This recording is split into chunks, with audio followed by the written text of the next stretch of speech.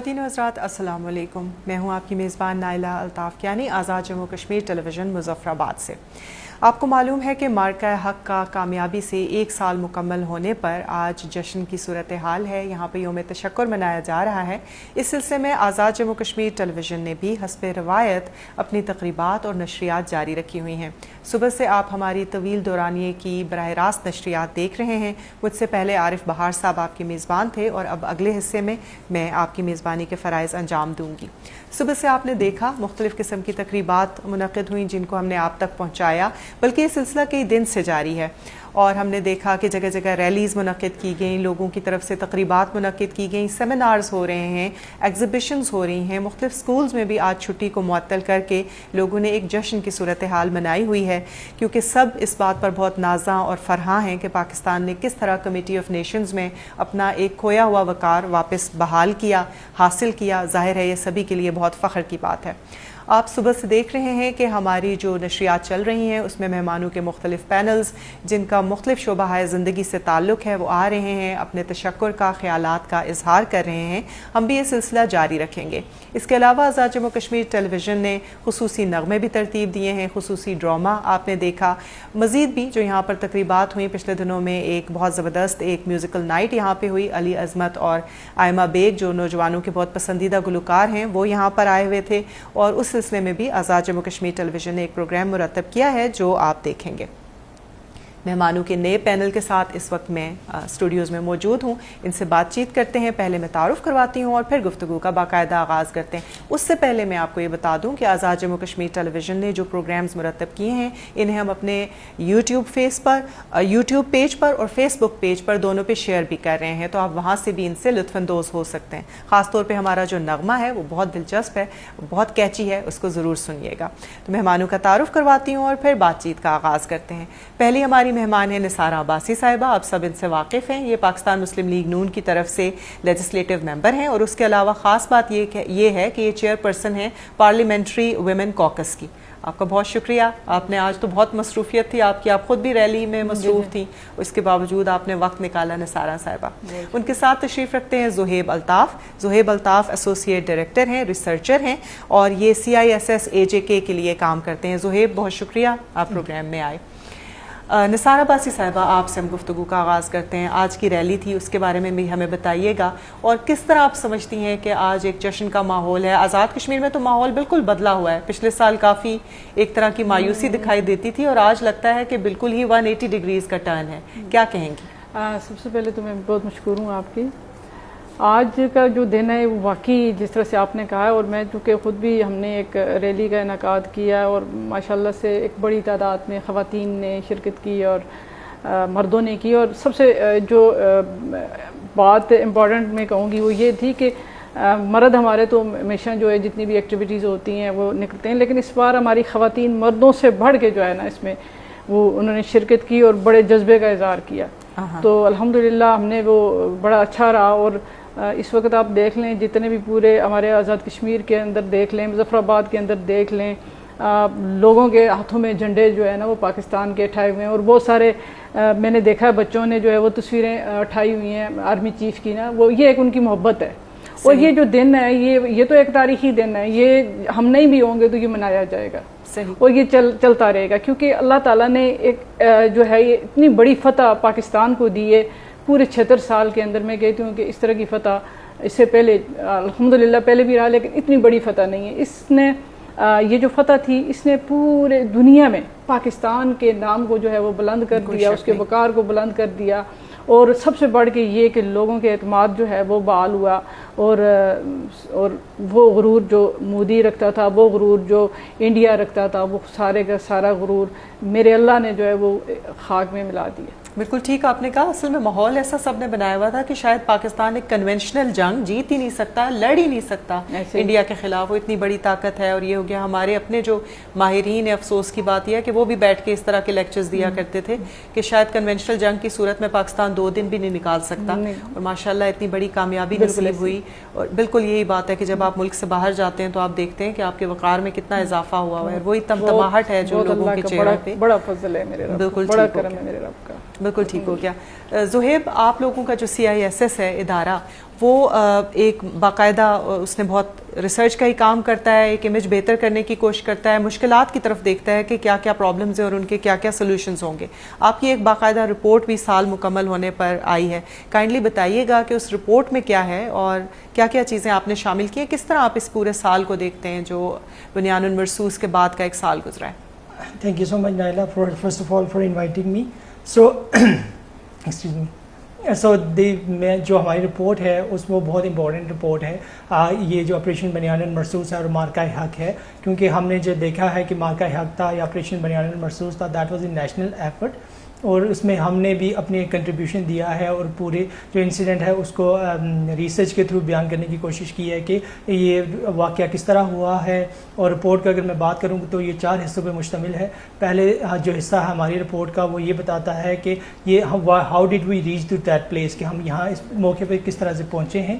دوسرا حصہ جو ہمیں جو اس بارے میں انفارم کرتا ہے کہ وہ ہمیں اس بارے میں انفارم کرتا ہے کہ جو ہماری یہ جو وار کس طرح سے ہوئی. دس واز اے وار جو ایک ملٹی ڈومین وارفیئر تھا, جس میں ڈرون استعمال ہوئے تھے, اس کے علاوہ اسٹینڈ آف ویپنز استعمال ہوئے تھے, اور یہ کہتے ہیں کہ World War II کے بعد سب سے بڑی ایئر وارفیئر تھی وہ استعمال ہوا ہے.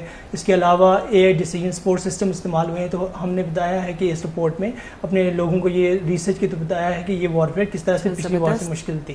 نیکسٹ ہم نے اس فیز میں گئے ہیں کہ جو ایئر چیف ہیں ہمارے, انہوں نے یہ بات مینشن کی ہے کہ جو نیکسٹ وارفیئر ہے وہ ڈفرینٹ پیٹرن پہ ہوگی, یا ڈپٹی ایئر چیف نے یہ بات کی ہے تھوڑے دن پہلے جو تقریبات کے دوران. تو ہم نے یہ ریسرچ کرنے کی کوشش کی ہے کہ نیکسٹ وارفیئر کس طرح سے مشکل ہوگی, کس طرح سے انڈیا ملٹری ماڈرنائزیشن کر رہا ہے. اور جو لاسٹ فیز ہے اس رپورٹ کا وہ بیسکلی اس بارے میں بات کرتا ہے کہ پاکستان کے لیے کیا سجیشنز ہے اور کیا اقدامات لیے جا سکتے ہیں. لیکن کافی کمپریہنسو آپ کی اس کا مطلب ہے رپورٹ ہے, اور پھر ایک ایک کر کے ہم اس کے ہر حصے کے بارے میں بات کرنے کی کوشش کریں گے. ایک پوائنٹ میں ایڈ کرنا چاہوں گا کہ یہ رپورٹ جو ہے اس میں آتھر میں ہوں, لیکن اس کے ساتھ میرے ساتھ ریسرچ آفیسر نمرا جاوید ہیں, اور جو ہماری ایگزیکٹو ڈائریکٹر ہیں ڈاکٹر اسما شاکر خواجہ, ان کی مینٹورشپ میں ہم نے یہ رپورٹ لکھی ہے. سو یہ کولیکٹیو ایفرٹ تھی and it is available on our website, تو پلیز اس کو دیکھیں, اور اس کو اگر جو لوگ اس کو ایکسیس کرنا چاہتے ہیں تو CISSAJK کی ویب سائٹ پہ اس کو دیکھ سکتے ہیں. بالکل ٹھیک ہے. آپ یہ ہمیں بتا دیں گے کہ کیا ایڈریس ہے, تاکہ ہم جب پروگرام کو دوبارہ چلائیں گے یا فیس بک پہ لگائیں گے تو وہاں پہ ہم کامنٹس میں دے دیں کہ کہاں پہ لوگ اس کو دیکھ سکتے ہیں. تو پہلے آپ اس بات کا جواب ہمیں بتائیں نا, جو پہلا حصہ ہے کہ یہاں تک ہم کیسے پہنچے کے بارے میں کیا لکھا ہے آپ نے. اوکے, سو رپورٹ میں جو سب سے امپورٹنٹ بات ہے ہم انڈرسٹینڈ کرنا چاہتے ہیں کہ جو پہلگام کا انسیڈنٹ ہوا, وہاں پہ جو اس طرح کا انسیڈنٹ ہوا اس کو پاکستان نے کنڈیم کیا. سو پہلگام کا انسیڈنٹ ہوا, اسے ود ان فیو آورس یہ ہم نے دکھایا ہے کہ with in few hours India نے پاکستان کو بلیم کرنا شروع کیا وداؤٹ اینی انویسٹیگیشن. اور پہلگام کوئی ایسا ایریا نہیں تھا کہ جو بارڈر کے بہت نزدیک تھا اور جس کے بعد وہ پاکستان کو ڈائریکٹلی بلیم کر سکے. یہ بارڈر سے کہیں کلومیٹر دور تھا اور ہنڈریڈز آف کلومیٹر بارڈر سے اوے تھا. تو یہ بات تھی. پہلے ہم نے یہ شو کیا کہ نیکسٹ ڈے ہمیں بلیم کرنا شروع کیا.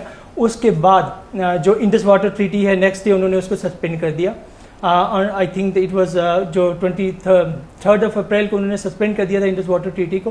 اور انڈس واٹر ٹریٹی لوگوں کے لیے بہت امپورٹنٹ ہے کہ یہ ٹریٹی ہے جو پاکستان اور انڈیا کے درمیان جو کانفیڈنس بلڈنگ میئرز تھے اس میں one of the most important confidence building measure تھا یہ انڈس واٹر ٹریٹی اور واٹر ڈسٹریبیوشن کا, جس میں دنیا میں مثالیں دی جاتی تھی. لیکن مودی نے وداؤٹ انویسٹیگیشن نیکسٹ ڈے اس کو سسپینڈ کیا. اس کے اگلے دن ہم دیکھتے ہیں کہ مودی ایک اسپیچ کرتا ہے جس میں وہ پاکستان کو ڈائریکٹلی پاکستان کو بلیم نہیں کرتا یا نام نہیں لیتا پاکستان کو, لیکن وہ کہتا ہے کہ we are going to punish those people. اور اس کے بعد ایک اور جو ہے پاکستان کا کے علاوہ نیو یارک ٹائمز نے آن 27 اپریل یہ ایک نیوز رپورٹ کی تھی کہ انڈین جو میٹنگز ہوئی تھی وہاں پہ فورن ڈپلومیٹس کی, اور India was creating an environment کہ وہ پاکستان پہ اٹیک کر سکے. اس دوران ڈپلومیٹ نے ایک بہت امپورٹنٹ بات کی تھی نیو یارک ٹائمز کے ساتھ کہ are you going to attack a nuclear neighbour on the basis of previous assumption اور پاسٹ ایزمپشنس. تو انڈیا کے پاس کوئی پروف نہیں تھا. ایون انٹرنیشنل ڈپلومیٹس کی بات کر رہے تھے کہ آپ جو پریویس ایزمپشنز ہے اس کی بنیاد پہ آپ ایک نیوکلیئر پریویس ایزمپشن کی بنیاد پہ آپ ایک نیوکلیئر نیبر کو اٹیک کر دیں گے. So that was a thing کہ مودی نے پہلے ہی ڈیسائیڈ کر دیا تھا جس طرح کے ایکشنز لیے تھے. تو آپ یہ کہنا چاہ رہے ہیں کہ یہ سب کچھ پری پلان تھا، اور جو ہمارے لوگ یہ بات ویسے بھی کرتے ہیں کہ پہلگام آپریشن ہی اصل میں جو تھا وہ ان کی اپنی طرف سے تھا، فالس فلیگ آپریشن تھا. آپ نے یہ بات اپنی ریسرچ کے تھرو ثابت کی ہے اور یہ لوگ خود ملاحظہ کر سکتے ہیں. بالکل ٹھیک. دوبارہ ہم آپ کی طرف جب آئیں گے تو آپ کی جو ریسرچ ہے اس کی آگے باتیں معلوم کرنے کی کوشش کریں گے. رسانہ صاحبہ، آپ بات کری تھی، آپ نے خواتین کے سلسلے میں بہت سارے کام کیے. کچھ آپ کی جو کوکس کی 1-2 میٹنگز میں نے بھی اٹینڈ کی اور ماشاءاللہ میں نے دیکھا کہ خواتین کی کتنی بڑی پارٹیسپیشن تھی اس میں. اور اسی طرح ہم نے یہ بھی دیکھا کہ بہت سارے خاص طور پہ جو خواتین میں خودکشی کے رجحان ہیں ان کے لیے آپ نے بہت کام کاج کیا. تھوڑا سم اپ کریں گی آج کے دن کے اس موقع پہ کہ کس طرح آپ خواتین کے لیے کام کر رہی ہیں اور خواتین کہاں پہ اپنے آپ کو ڈپرائیو محسوس کرتی ہیں؟ خواتین کے حوالے سے میں یہ کہوں گی، چونکہ ایک سیاسی ورکر ہوں اور ہمارا ڈائریکٹ لیزان ہوتا ہے خواتین کا فیلڈ کے اندر، اور اسمبلی میں جب ہم لوگ پہنچتے ہیں تو ہماری یہی کوشش ہوتی ہے کہ اسمبلی میں بیٹھ کے جو خواتین کے جینون جو ایشوز ہیں ان کو ایڈریس کیا جائے. اور بینگ اے چیئر پرسن بھی جو ہے وہ میں مختلف سیمینار میں نے کروائے جب خودکشیوں کے رجحانات کے، جیسے آپ نے ابھی ذکر کیا کہ وہ اس حد تک تھی کہ بچوں کو لے کے جو ہے وہ عورتیں چھلانگ لگا رہی تھی. تو ایسی صورتحال میں یہ ضروری سمجھتی تھی کہ کم از کم خواتین کو یہ اویئر کیا جائے کہ اگر خدا نہ خواستہ آپ کے گھر کے حالات ٹھیک نہیں ہیں تو اس کا یہ حال نہیں ہے کہ آپ جا کے جو ہے وہ سیدھا دریا میں چھلانگ لگا دیں، بلکہ بہت سارے ہمارے ادارے بنے. اس کے بعد پھر میں آئی جی صاحب سے ملی. آئی جی صاحب نے ایک یہاں پر وومن پروڈکشن سینٹر جو ہے وہ بنایا جہاں میڈم شائستہ جو ہے ایسے جو ہے وہ بالکل ٹھیک. تو اس کا مقصد یہی تھا کہ اگر کوئی خواتین کو ہراس کر رہا ہے یا کوئی ڈومیسٹک وائلنس ہے یا جو بھی چیزیں، وہ عورتیں آسانی سے ایکسس اور اپنی کمپلین وہاں کر سکیں.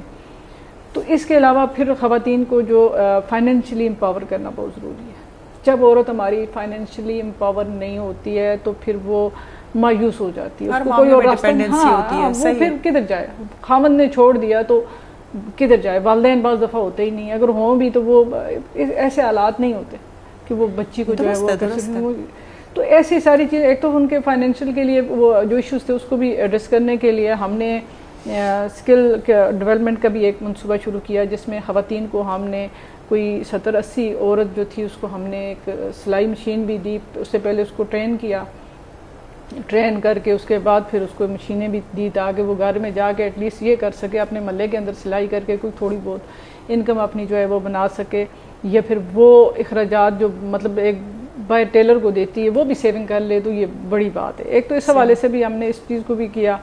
اس کے بعد جو ہے وہ پھر جو ہراسمنٹ کا ایشو ہے، کیونکہ ڈیجیٹل آپ کو پتہ ہے بالکل ڈیجیٹل اسپیس میں تو یہ بہت ہی کامن ہو گیا. تو اب تو یہ ایک عام سی بات ہے. یہ جو خواتین جن کے ساتھ آپ نے اتنا قریبی لیزون بنایا اور آپ کی ظاہر ہے ان کے ساتھ اکثر گفتگو رہتی ہوگی، اب یہ جو جیسے موجودہ حالات میں آج آپ نے کہا کہ ریلی ہے، آپ سمجھتی ہیں کہ وہ خواتین جو آپ کی وجہ سے موٹیویٹڈ ہیں ان کی کوئی تعداد آج کی ریلی میں شامل تھی؟ یعنی آپ سمجھتی ہیں کہ کمیونٹی کی طرح خواتین آپ کے ساتھ اب جڑی ہیں؟ جی الحمدللہ وہ موٹیویشن جو تھی وہ اس حد تک ہو چکی ہے کہ اب عورت جو ہے نہ صرف اپنے مسائل کے لیے وہ باہر آنا چاہتی ہے، بلکہ وہ جو ہمارے علاقائی مسائل ہیں یا ریاستی مسائل ہیں یا ملکی مسائل ہیں ان کو بھی وہ عورتیں اس میں بھی پارٹیسپیٹ کر رہی ہیں. صحیح، یہ ہماری سب سے بڑی کامیابی. صحیح. جو جیسے آج کی ریلی کا آپ نے بتایا کہ خواتین کی اتنی بڑی تعداد تھی، تو اس سے بالکل یہ بات ظاہر ہوتی ہے کہ خواتین خوشیاں اور غم جو ہے وہ نیشنل لیول پہ بنانے کے انشاءاللہ آہستہ آہستہ انیبل ہوتی جائیں گی. بالکل ٹھیک. زہیب آپ بات کر رہے تھے، آپ نے بتایا کہ اچانک اتنے ابزرڈ طریقے سے انڈیا نے الزامات لگا دیے اور بالکل ٹھیک بات ہے. اس کے بعد آپ نے بتایا کہ اس کے بعد انڈیا نے اپنے پوسچر میں تبدیلی لائی ہے. تو آپ کیا سمجھتے ہیں کیا ماڈرنائزیشن ہے آپ کے؟ کیونکہ آرٹیکلز ہم باہر کے جو انٹرنیشنل پبلیکیشنز بھی پڑھتے رہتے ہیں تو آپ اس میں اکثر لکھتے رہتے ہیں کہ کوئی تھوڑی آسان زبان میں بتائیے گا ہمارے ناظرین کو کہ کیا ماڈرنائزیشنز ایسی لا رہا ہے انڈیا جس میں مزید ریسرچ کی ضرورت ہے؟ یا ظاہر ہے ہمارے ادارے تو دیکھ ہی رہے ہوں گے لیکن لوگوں کو بھی معلوم ہونے کی ضرورت ہے اور ان کے بارے میں مزید ریسرچ کرنے کی ضرورت ہے. کیا کیا ہے جو انہوں نے اپنے وارفیئر میں تبدیلی لانے کی کوشش کی ہے اس کے بعد؟ آپ کی جو آڈینس ہے ان کو میں کہوں گا کہ اگین کہ ہماری جو ویب سائٹ ہے اس پہ یہ رپورٹ موجود ہے، اگر وہ وہاں پہ جا کے دیکھیں گے تو it is going to give them a comprehensive answer. لیکن میں آپ کو بتا دیتا ہوں کہ انڈیا نے کیا ماڈرنائزیشن کی ہے. ٹھیک. اگر ہم ایئر ڈومین کی بات کریں تو ہم نے دیکھا ہے کہ جو ان کے رافیل تھے پاکستان ایئر فورس نے کس طرح میٹیکولیسلی ان کو شاٹ ڈاؤن کیا تھا، ان کو گرایا تھا. اور حالانکہ رافیل کا بہت شور تھا، رافیل کا بہت شور تھا، بلکہ مودی میرے خیال میں جب رافیل آئے تھے اس وقت راجناتھ سنگھ نے ان پہ ناریل بھی توڑے تھے, اس وقت اس کو ریلیجیس رنگ دینے کی کوشش کی تھی اور نیشنلسٹک رنگ دینے کی کوشش کی تھی. تو دیٹ واز اے تھنگ کہ پاکستان نے, ایون کہ پاکستان ایئر فورس کے جو چیف ہیں انہوں نے بھی بات کی ہے کہ Rafale was the proud of India. تو انہوں نے پہلا آرڈر ہی دیا تھا کہ آپ نے رافیل کو ٹارگیٹ کرنا ہے. تو پاکستان نے جس طرح سے رافیل کو ٹارگیٹ کیا اور پاکستان ایئر فورس کی, پاکستان کی پوری دنیا نے اس کو ایکنالج کیا کہ ہاؤ پاکستان ایئر فورس نے کتنا ویل پرفارم کیا ہے. دوسری بات یہ ہے کہ ماڈرنائزیشن کی بات کی ہے تو اس کے بعد انڈیا نے جو اپنے سو-30 جو ان کے پاس ایئر کرافٹ ہے اس کو ماڈرنائز کر رہے ہیں, اس میں new electronic warfare suits add کر رہے ہیں. اس کے علاوہ ہم نے رافیل کی بات کی, لیکن مودی جو ہے وہ کریٹیکلی تو سوچتا ہے نہیں, کیونکہ وہ نیشنلسٹک سینٹیمنٹ سے کبھی وہ ماننے کو تیار نہیں ہوتے. وہ بھی ابھی بھی کلیم کرتے ہیں کہ وہ پاکستان کے ایئر کرافٹ انہوں نے گرائے تھے. تو اس کے بعد انہوں نے نیول جو کئی مہینوں کے بعد انہوں نے اچانک کلیم کیا کہ ہمیں یاد آیا ہم نے بھی گرائے تھے. بالکل درست آپ نے کہا, بلکہ 1 سال کے بعد ان کو یہ ابھی زیادہ یاد آیا ان کو.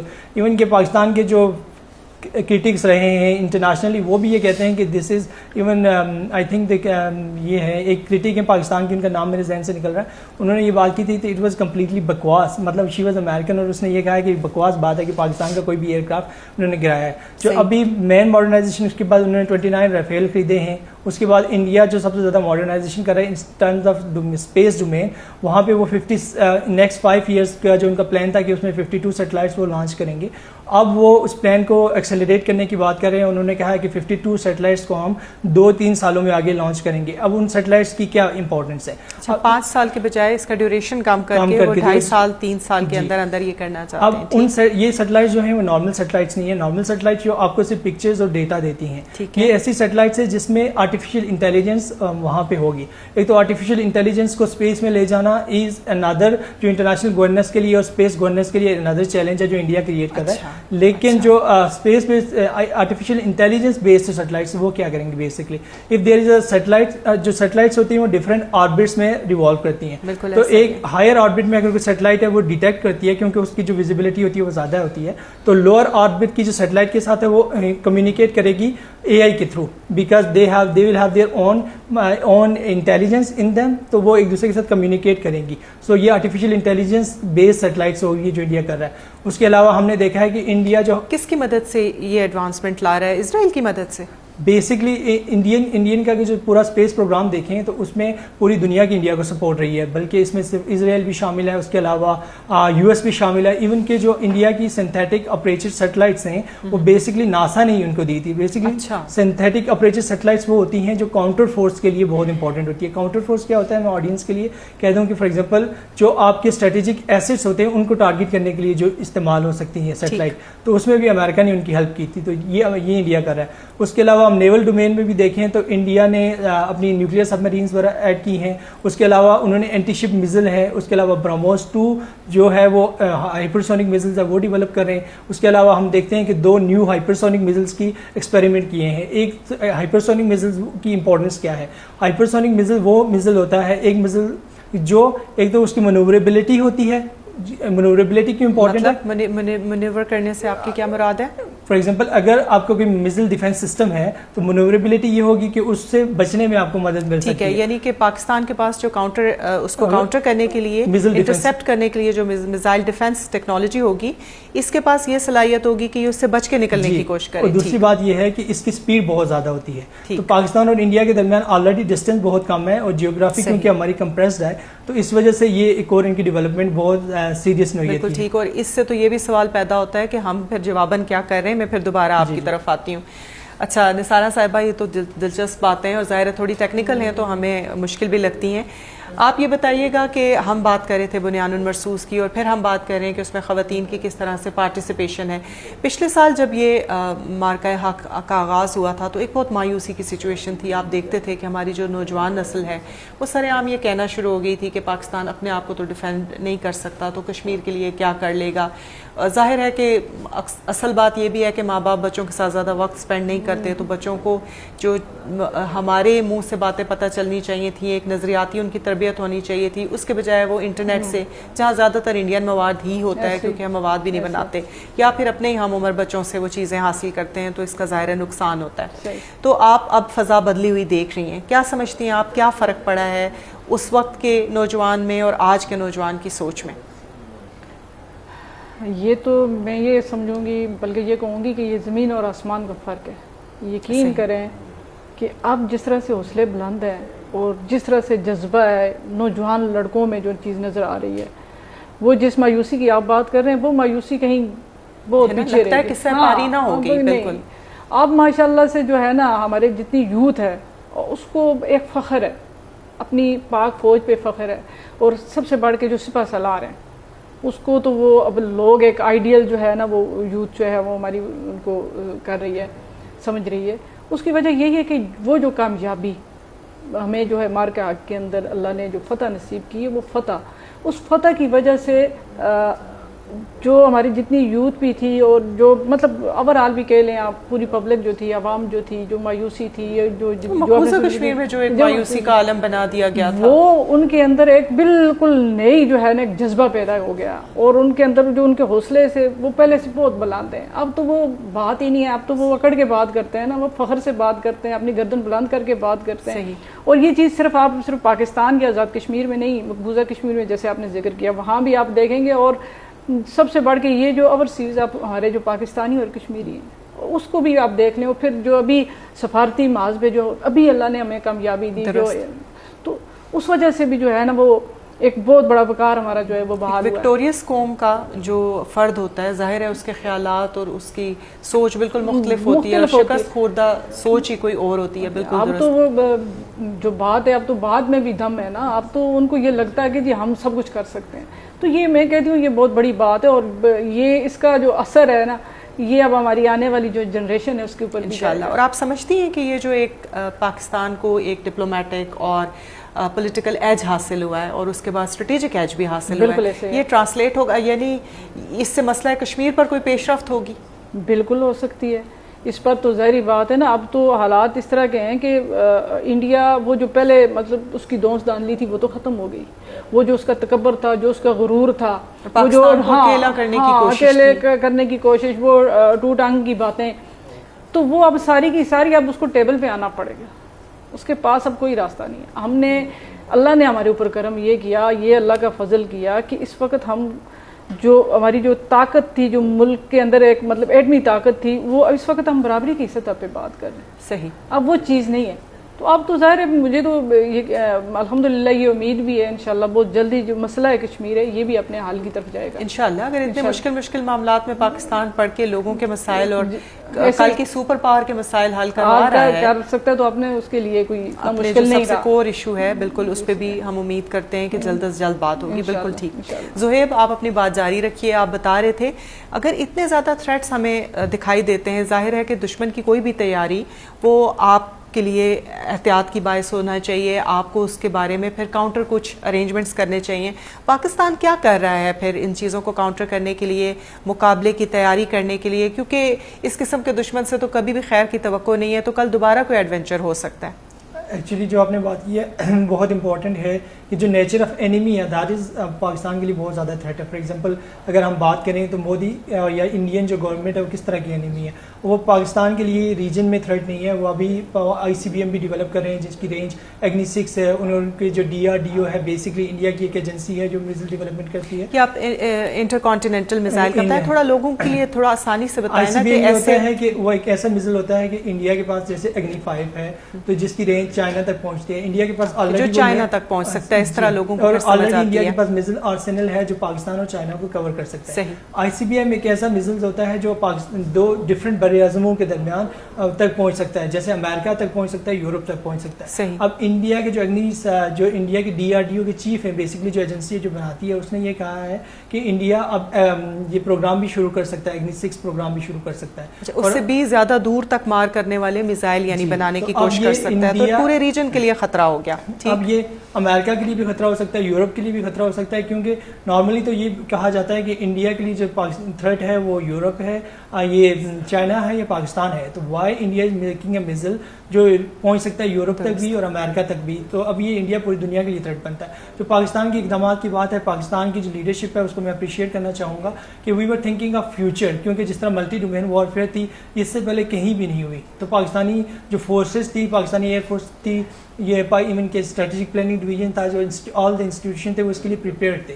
تو سب سے پہلے اس کے بعد ہم نے کیا ہے کہ جیسے ابھی چیف آف جو ایئر اسٹاف تھے انہوں نے یہ بات کی ہے کہ ہم J-35 ایئر کرافٹ خرید رہے ہیں, یہ اسٹیلتھ ایئر کرافٹ ہیں, and we will be the first one کہ جو یہ ساؤتھ ایشیا میں اسٹیلتھ ایئر کرافٹ لے کے آئیں گے. اس کے علاوہ جو میزل ڈیفینس سسٹم ہے اس میں ہم HQ-19 سسٹم خرید رہے ہیں. HQ-19 پاکستان کے پاس پہلے بھی میزل ڈیفینس سسٹم ہے, لیکن HQ-19 کی یہ خصوصیت ہے کہ یہ لمبے جو اس کی رینج ہے وہ بہت زیادہ ہے. تو اگر کیونکہ پاکستان اور انڈیا کے درمیان آلریڈی ڈسٹینس کم ہے, تو جو ہی انڈیا کو میزل فائر کرتا ہے اور اس کی ریڈار کی رینج بھی بہت زیادہ ہے, تو یہ جلدی اس کو ڈیٹیکٹ بھی کرے گا اور اس کو کاؤنٹر بھی کرے گا. اس کے علاوہ ہم دیکھتے ہیں کہ پاکستان نے اپنا ٹرکی کے ساتھ سیلف پروگرام میں بھی پارٹیسپیٹ کیا ہے. اس کے ہم نے علاوہ آرمی راکٹ فورس بنائی ہے, جس میں ہم نے ابھی فتح 1 فتح 2 تو ہمارے پاس پہلے ہی تھے, جیسے ہم نے آپریشن بنیاد مرسوس میں دیکھا تھا کہ کتنے ہم نے ایفیکٹولی ان کو یوز کیا تھا, اور S-400 کی بیٹری بھی ڈسٹروائے کی تھی. ہم کل ہی انٹرویو میں سن رہا تھا, انہوں نے کہا کہ ہمارے پاس فتح 5 تک سیریز میں موجود ہیں, جس میں فتح 4 بھی ہوگا, 3 بھی ہوگا, فتح 4 بھی ہوگا اور فتح 5 بھی. تو اور اس کا مطلب یہ ہے کہ ہم اس کی رینج کو بھی امپروو کر رہے ہیں اور ان کی پریسیجن کو بھی. ہماری تیاری بھی ساتھ ساتھ مکمل ہو رہی ہے. بالکل ٹھیک, بہت شکریہ آپ کا زہیب, آپ نے بہت دلچسپ ہمیں باتیں بتائیں, اور بالکل ہم انکریج کریں گے ناظرین کو کہ وہ آپ لوگوں کے آرٹیکلز پڑھیں. CISS بہت ونڈرفل کام کر رہا ہے آزاد کشمیر میں, اور وہ ہمیں معلوم ہونے چاہیے, خاص طور پہ ہماری یوتھ کو پتہ ہونے چاہیے. ہو سکتا ہے کہ وہ اس میں کوئی کنٹریبیوشن بھی کر سکیں. آپ کا بہت بہت شکریہ نثار عباسی صاحبہ, آپ ہماری خواتین کی ترجمان ہیں اسمبلی میں, اور آپ کا آنا ہمارے لیے بہت عزت افزائی کا باعث ہے.